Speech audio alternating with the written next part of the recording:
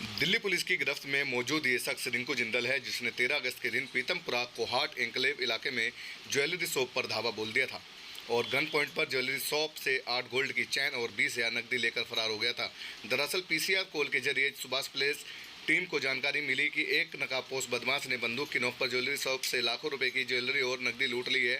Police ने तुरंत robbery का मुकदमा दर्ज किया और कई टीमों का गठन कर आरोपी की तलाश शुरू कर दी। पुलिस ने शुरुआती जांच में घटनास्थल के आसपास लगे सीसीटीवी और रूट पर लगे दर्जनों सीसीटीवी कैमरे को खंगालना शुरू किया, लेकिन पुलिस को बदमाश की पहचान करने के लिए काफ़ी समय लग गया, क्योंकि बदमाश ने चेहरे पर काले रंग का नकाब पहना हुआ था। लेकिन एक फुटेज के अंदर बदमाश के हाथ में मौजूदा बैग की पहचान हो गई। उस बैग के आधार पर पुलिस कंपनी तक पहुंची, जहां से आरोपी के खिलाफ अन्य जानकारी प्राप्त की गई, जिसके बाद स्पेशल स्टाफ ने आरोपी रिंकू जिंदल को गिरफ्तार कर लिया। इसके पास से 7 गोल्ड चैन, 90,000 की नकदी भी बरामद की है।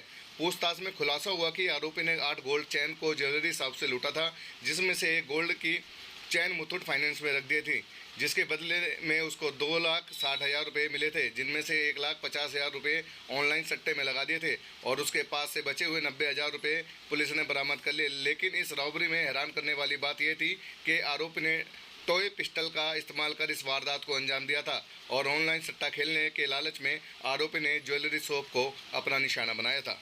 को कोहाट एन्क्लेव पीतमपुरा में हुई एक सेंसेशनल ब्लाइंड और ब्रॉड डे लाइट रॉबरी के केस को जल्दी सुलझाया और इसमें एक डेस्परेट रॉबर रिंकू जिंदल, जो 36 साल का है और शालीमार बाग का रहने वाला है, उसको गिरफ्तार किया और उसके पास से ऑलमोस्ट 100% रॉब्ड आर्टिकल्स की रिकवरी करी, जिसमें 7 गोल्ड चेन्स और 90,000 कैश शामिल है।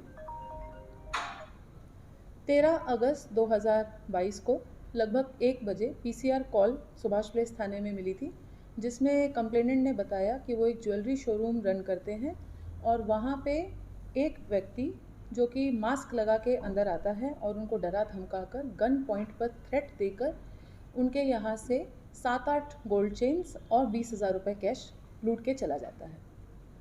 इमीडिएटली पुलिस मौके पर पहुंची और रॉबरी के सेक्शंस में एफआईआर दर्ज की गई। सिचुएशन की सेंसिटिविटी को देखकर स्पेशल टास्क की टीम को टास्किंग करी गई कि इस केस को सॉल्व करना है और जल्द से जल्द अक्यूज़ को पकड़ना है। टीम ने बड़ी मेहनत करी और डिफरेंट एरियाज़ में जो लगे एंट्री एग्जिट रूट्स पर लगे सीसीटीवीज़ को चेक करा। जब सीसीटीवी को चेक करा गया तो उसमें पाया गया कि एक शख्स अकेला मास्क पहने हुए शॉप में घुसता है और ये लूट की वारदात को अंजाम देता है। पूरे रूट के सीसीटीवी चेक करे गए। मधुबन चौक की तरफ फुटेज में इनका हुलिया आया, पर लेकिन मास्क पहने होने की वजह से ये केस ब्लाइंड होता जा रहा था। ये देखा गया कि आगे जाके ये एक ई रिक्शा में बैठ गए, तो उस ई रिक्शा को ट्रेस करा गया। उसके बाद ई रिक्शा वाले से बात करी गई और ये पता पड़ा कि ये आगे जाके प्रशांत विहार के एरिया में कहीं उतर गए और उसके बाद ट्रैफिक में डिसअपियर हो गए।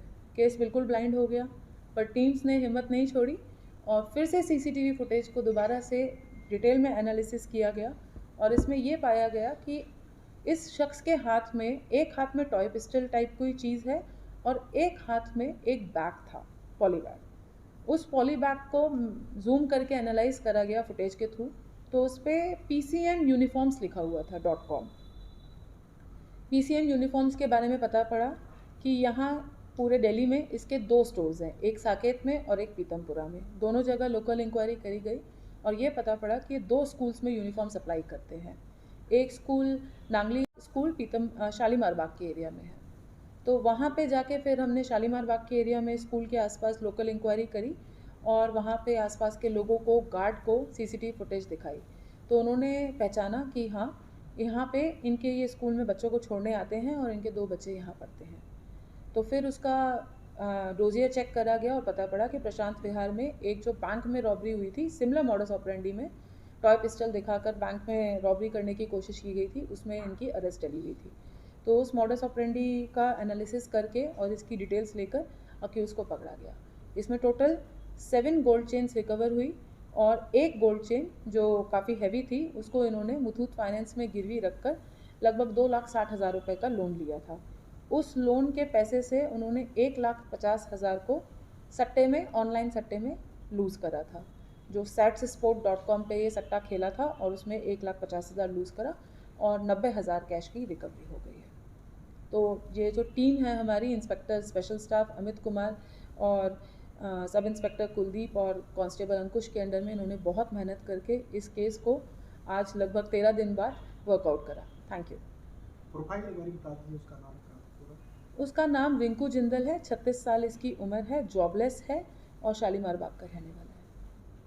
प्रीवियस इन्वॉल्वमेंट एक ही है? एक प्रीवियस इन्वॉल्वमेंट है, प्रशांत विहार थाने की इन्वॉल्वमेंट है, रॉबरी की इन्वॉल्वमेंट है, बैंक रॉबरी करी थी टॉय पिस्टल दिखाकर। मैडम जैसे मुथूट में इन्होंने रखी थी, वहाँ पे वो पूछते नहीं है कि कहाँ से लाया था, कि हैवी चैन लिए, इस तरह की कोई पूछताछ? उसने यही बताया कि ये मेरी वाइफ की चेन है और मैंने अपनी जमा पूंजी से इसको ख़रीदा है, अब मेरे को पैसे की ज़रूरत है तो आप इसको गिरवी रख लीजिए, तो उन्होंने फिर गिरवी रखा।